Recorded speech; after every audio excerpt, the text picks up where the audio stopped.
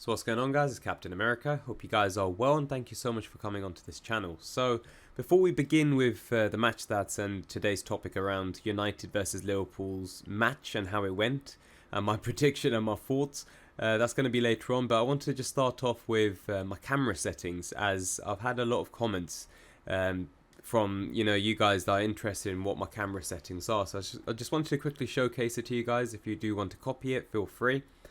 So yeah, yep, this is all 15, then I've got 10 as well. So yeah, this is the main ones that you should ideally be looking at, because the height, I've got it in a way where I could see majority of the pitch, so it enables me to make those passes, those crosses, or those through balls, for example, in order to get the counter-attack flowing. So this one I do recommend. I really hate when I see like YouTube videos of like pro clubs players that have that really low down lens.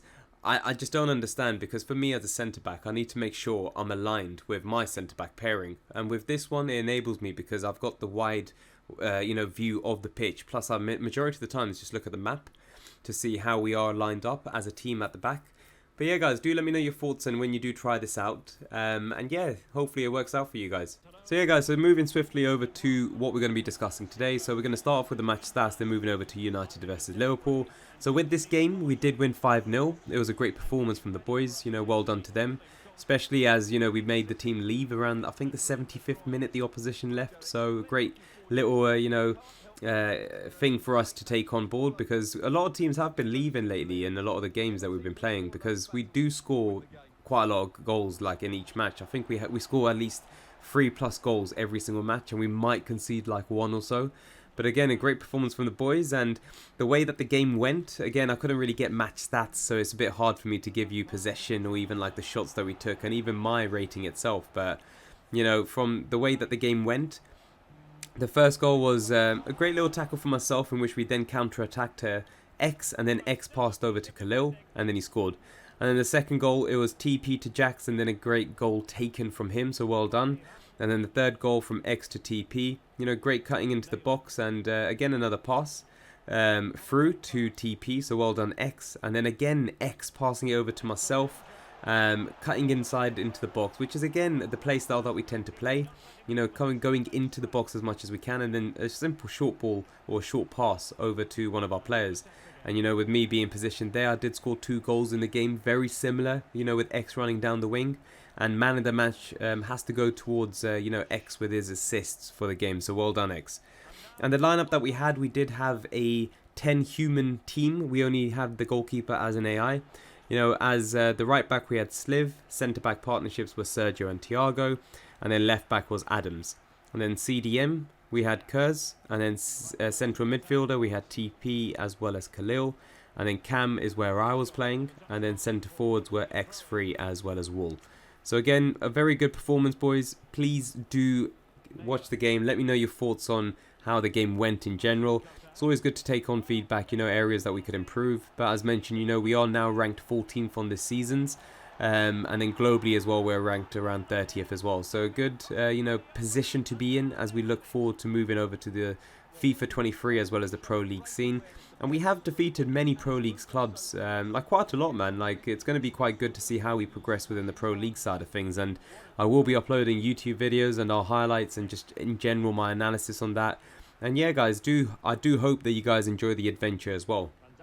But now let's swiftly move over to, the United versus Liverpool game. And as you guys know, I am a Liverpool fan, so it wasn't a great performance. Like, touche to United, they played very well. It's always going to be one of those ones where both teams were, before coming into the match, were playing very bad.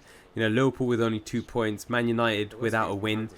Both teams having to showcase, what they need to do in order to perform better. And United, they were a different team completely compared to when they were playing against Brentford as well as Brighton. Very different team.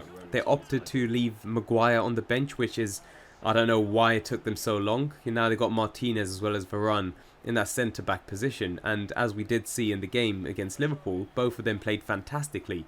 Even Martinez, I don't know where he got his hobbit power from, but man, he was on another level. And it's good to see, him doing well, especially with all the feedback that he's gotten over for the past couple of games, and for him to really showcase, his skills. And hence why, United did buy him at such a high price. But again, from Liverpool's side of things, they didn't do too well, as we did see Van Dijk. I don't know what the hell man is doing, man. Like, he's always been one of the best defenders in the world, but over the past couple of, let's say, games, leading on from last season as well, we did see it with Real Madrid. He plays very reactively as a centre-back now. I don't know what it is. He doesn't go for the ball. He allows too much space for the striker, all the attacking, players to really make good positions and good moves more forward. I don't know what he's doing, but he's not going in for the balls. And we did see it with the counter-attack for Saha as well. If he was to run at full pace and pressure him, Saha either would score or would miss. At least he'll have the options, which would be more restricted because Van Dijk is there as a presence. And he needs to be more aggressive, man. I don't know what's happened, but his play style is too backwards. Way too backwards. And, Milner was right to give him a go, especially for the first goal, which Sancho did take on very well. So don't get me wrong, the play leading up to that goal was fantastic. So well done to United for that. Sancho had enough time because Milner slid on the ground to block, who anticipated he was going to, go for the right corner. Alisson, his visibility of Milner going down, Van Dijk on the right was very tough, so of course he had to dive in that angle. Van Dijk was just looking at him, and I've seen so many memes of Van Dijk in that position, with his arms behind his back, and he's just really there in like a skateboarding position. There was one, I did see another one as well, where he's like with a walking stick as well, like an old guy, like literally like. That's what happens, like he's not making the pressing, and we've seen it over the past games. It's not really the centre-back's faults on the left, whoever is there, like Gomez or Phillips. It's just his play style. I don't know what's happened. He needs to be a bit more aggressive, man. I look up to him, man, as a centre-back. Even before, my play style was always very similar to his in real-life football, way before he signed for Liverpool, plus on FIFA 23, and 22. But no, he does need to improve. Plus, like, the midfield selection for Liverpool was absolutely awful. But even before the kickoff, I was like, why is Hendo as a central defender midfielder? You got Milner and Elliott. It's too defensive. Like, I don't know why Fabinho was on the bench. He should have started off with like Fabinho, Hendo, and then maybe Elliott. But I've always been rating Carvalho for a very, very long time, man. Like, he made the difference when he came on or from the bench. And I was always saying that he's got like a Coutinho type of touch, as well as like his playstyle is very similar to Coutinho. So I just don't understand why they just don't trust him more. Like, I would preferably go for a lineup with either two of these, okay? So for Liverpool going forward, because of the injuries that they have, I would go for either the first option, which is Fabinho as a central defensive midfielder. I would go for Elliott in the centre midfield position, and then Carvalho as a central midfielder as well. Elliott and Carvalho have a really good passing as well as dribbling abilities, and I think that that's going to be good for us, especially to get that attacking balls through to the forwards, because we weren't getting that. United were completely dominating us. We were just getting tackled. Malacia on the left back position for Manchester United was absolutely phenomenal, and he literally had Salah in his pocket. He made the most interceptions from what I saw, as well as the tackles, and just in general his defensive play, his strength there he was showing for a number of the balls that were coming through, as well as allowing things to go for corners, were phenomenal. A great player. Good to see a left back now at Manchester United that can make a difference. Evra was honestly the last one that made a difference for United at that left back position. So Malacia, fantastic performance for him, and I honestly feel he was my man of the match for Manchester United yesterday. So no. But again, with the other selection I wanted to mention, the first one, as mentioned, Fabinho, Elliott, Carvalho. I think the second option, because the play style that Liverpool's now adopting, with Trent being a wing-back, but then positioning himself more as a central midfielder when Liverpool do attack, I do see another alternative option. And do let me know your thoughts around this as well. Fabinho, central defensive midfielder. You got Elliott or Carvalho as the central midfielders, with Trent as well as a central midfielder. Like, Trent's vision is absolutely insane. Same with his passing ability. But, I feel that, we could have Gomez as a right back as an option. Then we've got Calvin Ramsey, who's off injured, but he's the acquisition that we made, who's a long-term replacement for Trent as a right back. Then you got Phillips as well as Van Dijk for the time being as centre-backs. And I think that'll be so cool, man, just to give it a go. There's no harm in not trying it out, because the way that, Trent is positioning himself on the attacking way is central midfield. And you can see that as well from the highlights. So I don't know, man. I think that'll be a good option. And even in the game as well, United versus Liverpool, Diaz and Salah were just way too wide, man. Like, they were just completely wide. Dalot on the right was doing fantastic to keep Diaz in bay.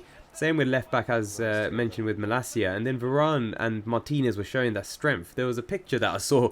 I think Varane has actually placed it on his Instagram, where he's lifted Diaz up or something just from pure strength. I don't know what it was, but it just looks insane. So that was really cool, man, to see as a picture that he's posted on his Instagram. So guys, do check that out.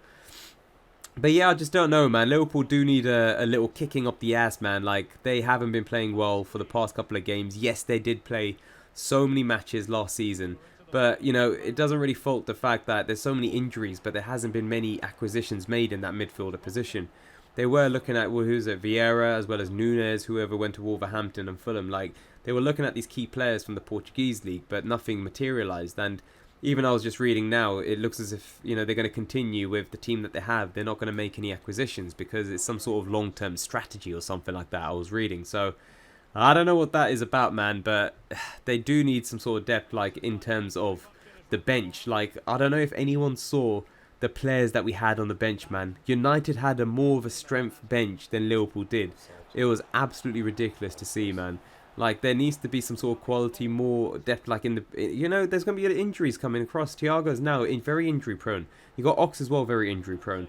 You got Jota, unfortunately, who's out injured. But again, it's that midfielder position that we just need to do something with. I don't know why we sold Minamino, Origi, as well as Mane all in one go without doing much in terms of acquisitions. But yeah, Klopp does need to do some sort of analysis. But again, well done to United. You know, they made the risk taking Maguire as well as Ronaldo off. But again, it was free-flowing football that they saw. And again, a different partnership as a centre-back, which worked. And this is something that I've been mentioning a long time for United. But I don't know why Man is still captain and still the first-team player for United. He makes too many mistakes. De Gea hates having him as a centre-back in front of him.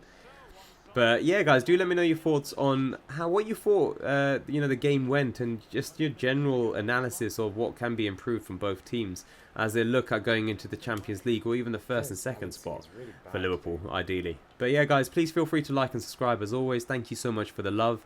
And yeah, I'll catch you guys on tomorrow's video. Take care and bye-bye.